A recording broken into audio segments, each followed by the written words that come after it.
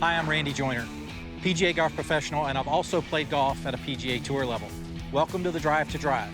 So what is the Drive to Drive? Well, it's about driving a golf ball, driving a race car, which I've also spent a lot of my life doing. So let's learn what the loudest sport in America and the quietest sport in America both have in common.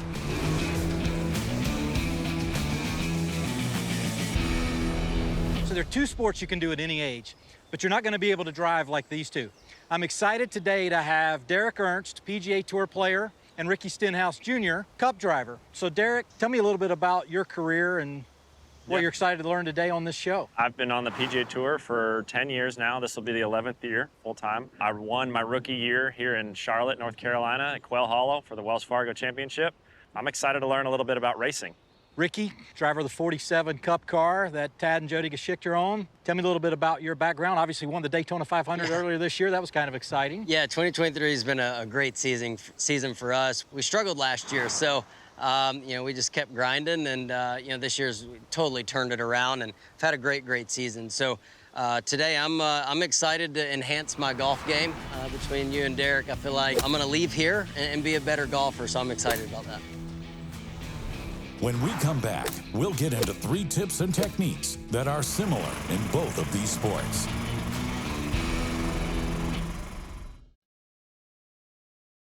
You're watching Drive to Drive on Racing America. Hi, welcome back to the Drive to Drive. As we've mentioned, there are 3 things that control a race car that Ricky drives every Sunday.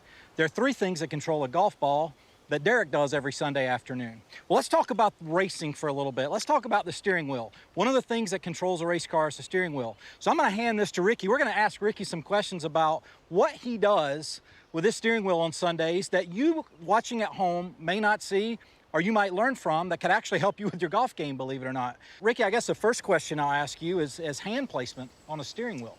Did anything funky, anything different than you would do just in your passenger car? I guess I'm close to 10 and 2. Okay.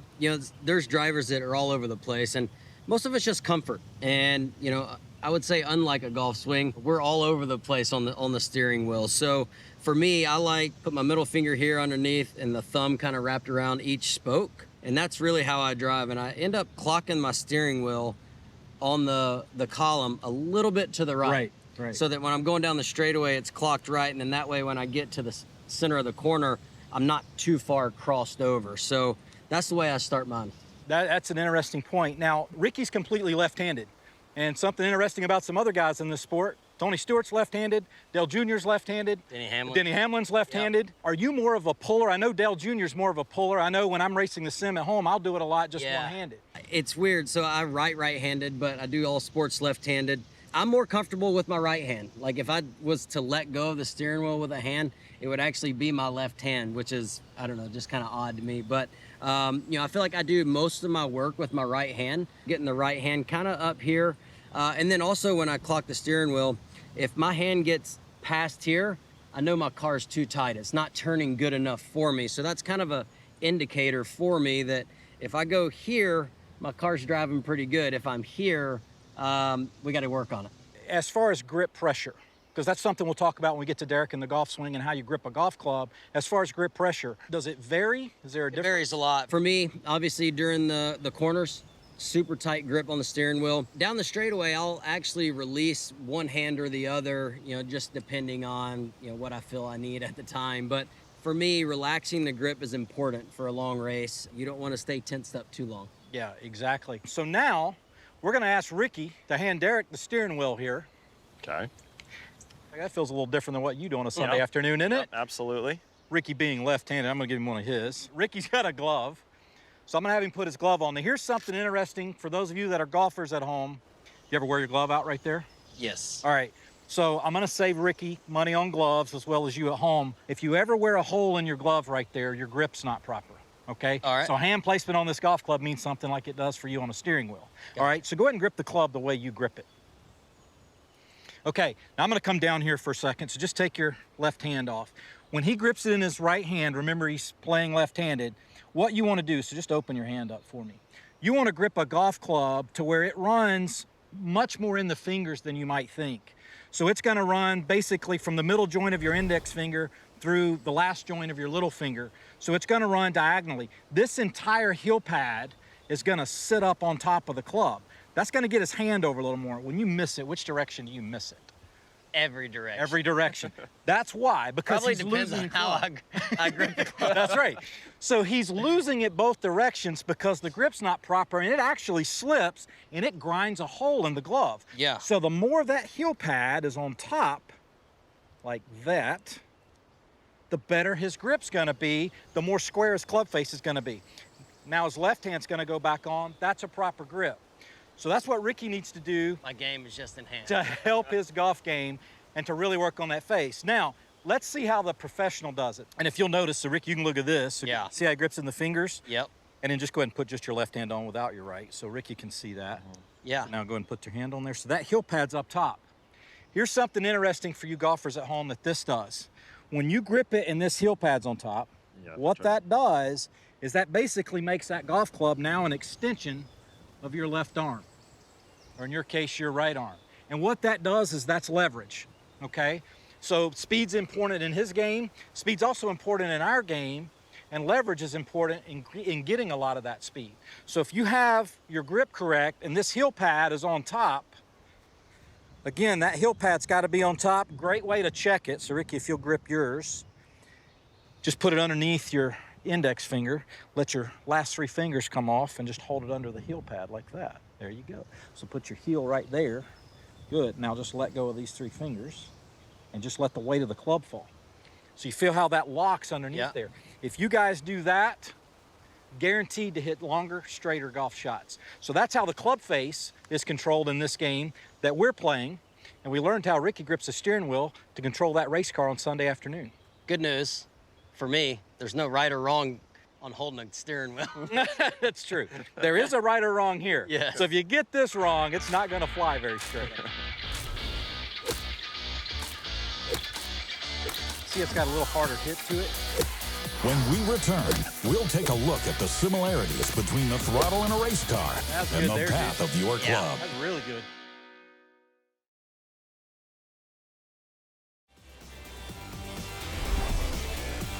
Welcome back to Drive to Drive.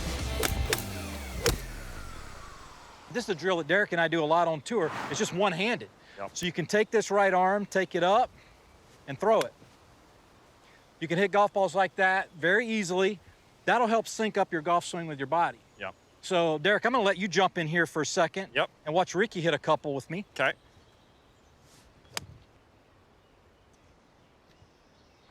Path looked good. You can always tell by the divot too. If anything, I noticed, again, his ball position was just a little too far back, which was causing that to get the path out to the left. So Ricky, just move that ball Is position. that just because a little I'm more. reacting to where the ball is? Yes. Mm-hmm. Good. See how automatically it started more down the target line? Yeah. Yeah. So he wants to feel, and you want to feel at home, you want to feel this left wrist in your case is going to hinge back. That elbow is going to fold, that shoulder's going to open up. That gets him perfect at the top. From there, he's just going to throw that club through to the target and let his body react to what the golf club's doing. So I'm going to ask you this question before you hit this next one. When you're in the car on Sunday, so you're not jumping on the throttle as you come out of the corner. Not you're wide open. squeezing on the Yep. throttle, right? That's exactly how a golf swing works, okay? Matter of fact, grew up in dirt cars. Yep. You literally drive a dirt car with a throttle, do you For not? sure. I mean, the steering wheel's not as an important a Yeah. factor in that. So what I want you to feel is I want you to feel with your left arm that you're here and you're letting that club slowly start down. So you're slowly getting into the corner. Don't feel like you really stand You want on your the speed gas at the coming- ball, not. Yeah, I want your speed coming out of the corner, not going into the corner. Okay. That's what I want you to feel. I feel like my normal golf swing is just like probably too fast back and too fast Right. from the top. So slowing it down and trying to speed it up at the ball That's is right. a little tricky. Just let it slowly start down. It'll speed up on its own. There's a perfect There it golf was. swing. That felt good. Yeah. When you're in a race car and it's really good, sometimes it feels like the slower you're going is actually some of the fastest lap times. Yes, for sure. There's times, especially racetracks where the tires are falling off, they're constantly changing, and you're losing grip. The easier you drive it, all of a sudden you're going faster. That's exactly right. Like you said, a lot of people think that, okay, I'm going to swing hard at this so they get that backswing going really quick, but then they waste all that energy going down through. My guys yell at me all the time in the race car. normally the slower you go into the corner, the faster you come off the corner, right? So that's similar to this. Yep. Similar. Smooth is fast in racing. The slower sometimes you feel like you're going, actually the faster you're moving. Yeah.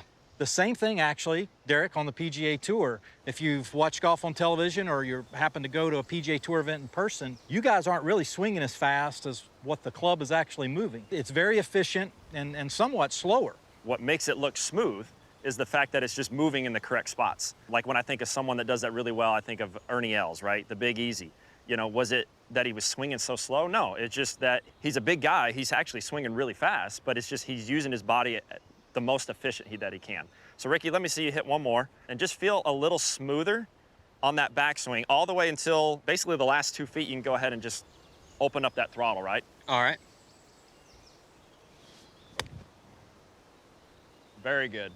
It's just that last 2 feet. You just saved all the energy, everything looked efficient, and then you go ahead and just let it go all the way I through. hit it about the same distance as I would have. Yeah, exactly. Yeah, that way you don't have to waste all that energy on the way back. Very good. Well, that's great. Let's go learn more about the throttle. So when we're talking about just the throttle, in our race car, obviously down the straightaways, we're wide open on the throttle. As we get closer to the corner on our approach, we're not normally just jumping out of the gas. Yeah. You want the car to kind of be relaxed, I guess you could say. So you want to ease off the gas, not make your car upset on entry. Mm-hmm. But as far as the like the path and getting back to the throttle, so that's on entry of the corner. So now that I'm down into the center of the corner, I've got my wheels turned to the left. You start applying the throttle nice and slow. It's gonna kind of look like a gradual line like this. You don't ever want to see it just jump straight up from the bottom. Yeah. But that also equates to what you're doing with the steering wheel. So when your wheels are turned this far left, you can only apply so much throttle.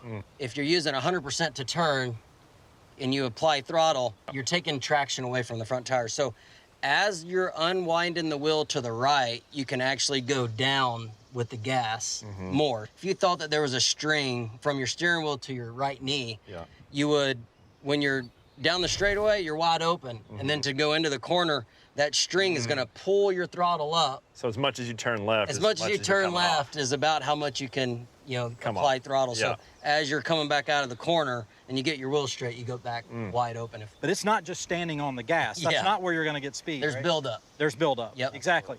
All right, so let's switch over to the other pedal you've got.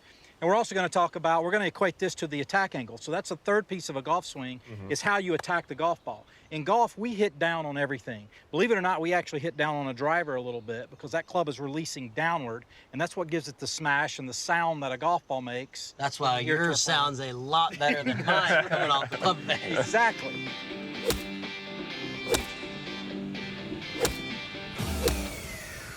So that's the attack angle. We're always striking downward on the golf ball. So now let's equate that to your brake pedal. What people don't realize, and tell me if I'm wrong here, but the brakes are for more than just slowing the car down. Yeah. You can actually use that brake to actually turn your car better in the corner. In a race car, you're wide open down the straightaway. As you get to the corner, you're releasing the gas. But as you're applying the brake at the same time. And again, with the brake, you want to stab it, get all your momentum slowed down as quick as you can, and you're doing that kind of as you're coming off the throttle. And so when you're wide open on the brake, like at a short track, then all of a sudden you start releasing it. So now your brake pressure is opposite of your throttle. And so it kind of completes your golf swing or your corners. So your brake pressure is straight up. Yep. And then you want to taper it off, and that's called trail braking. So you'll mash it, you'll get it slowed down, and then as you get into the corner, you're easing off the brake. And if you need it to turn more, you can actually hold just a little bit more brake pressure and get your speed a little slower. And then you can ease back to the gas. The angle of attack dictates a lot of trajectory, which in golf helps out with distance control, which is everything in golf, right? So that was huge, just learning what you just said right there about, those corners and breaks and how everything's going on all at the same time. Golf, you don't really have to think about it as much because it's kind of just naturally happening, right? But that I don't know. I was thinking about it a lot at range, but it comes natural to you. But exactly. And yes. just like this comes naturally to you, it's just naturally. A lot of happening people for the think golf. in golf, They think you're like hitting up on it to get it up in the air, Right, right? and we're Like, actually doing the opposite. Yeah. We're hitting down on it to get the ball up in the air. Yeah. So. It's really cool how these techniques, actually, they're very similar. The techniques of swinging a golf club are that to driving a race car. So I'll tell you what, why don't we go out and have a little fun doing this in the golf cart? I don't know if it's fast enough, but we'll try. All right. When we come back, Ricky and Derek are going to test the throttle around the golf course. Yeah, a little close to the wall, but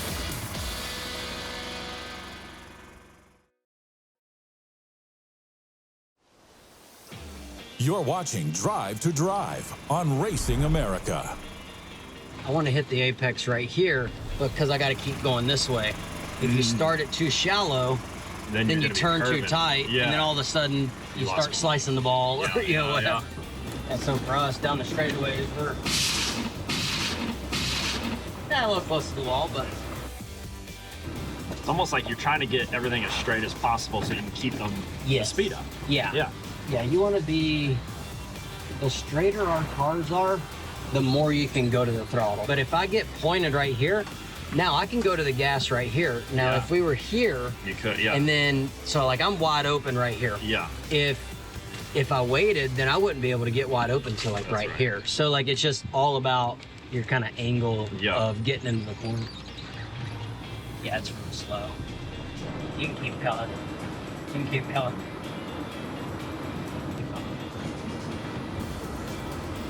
There you go. That's crazy. We're in our cars every week, so Yeah.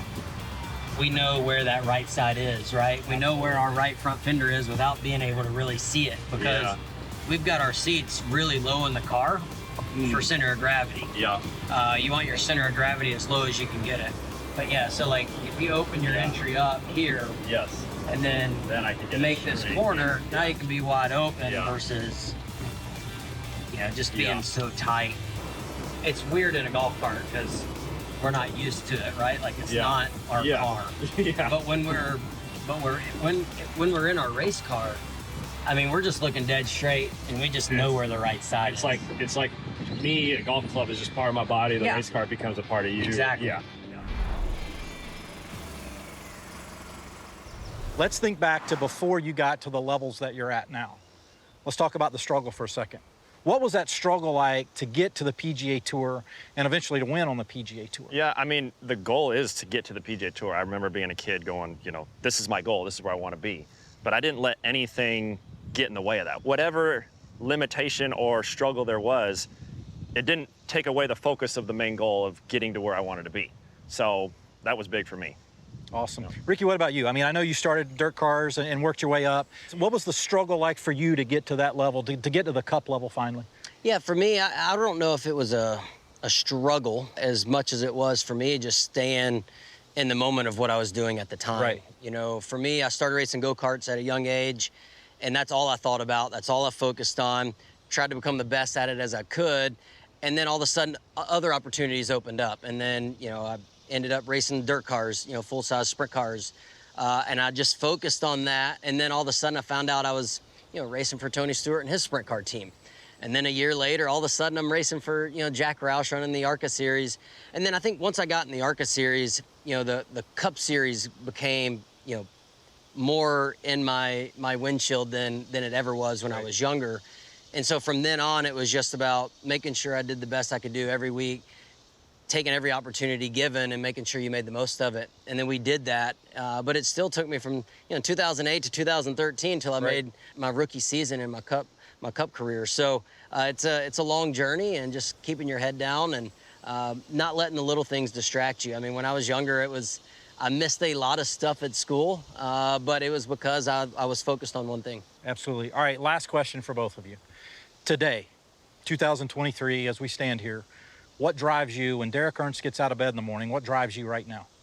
To be the best version of me I can be. I also got 2 kids. They kind of drive me. My daughter actually asked me, she saw the trophy in my office, and she's like, Daddy, you only got 1 of those. You need more. I go, absolutely, you're right. So it kind of just, having your kids say that to you just kind of is another drive and another motivation. So Ricky, what about you? And I'll ask you a little bit of a different question. What drives you, but how do you use the game of golf to help drive you? Is there anything you really take away on the mental side that helps you on the golf course that you can use on Sundays in the car? Yeah, for sure. I think, Derek talking about, shot for shot, right? Right. And for me, it's try not to let your emotions get to you. I hit more bad shots than I do good shots Right. on the golf course. So not letting those affect the next one, just kind of keeping me calm and learning that patience, right? We need that in the Cup car. You'll have, a good run at the beginning of the race. You might kind of fall off in the middle, but it's all about, working with your team and making sure you're making those adjustments on your race car or in your golf swing so that you're good at the end of the race. And so for me, it's, getting up every morning, just trying to take the next week. You got to take week by week. And for us, it's a long season, and it's all about taking that next race and just trying to be your best, because this sport's up and down. Yeah. I mean, you can have a good week, you can have a bad week, and you just got to string some good ones together. Absolutely. That's exactly right. Both sports are very much up and down. There are high moments, there are low moments, and it's how you deal with that really makes you a champion. Keep it here with Drive to Drive on Racing America.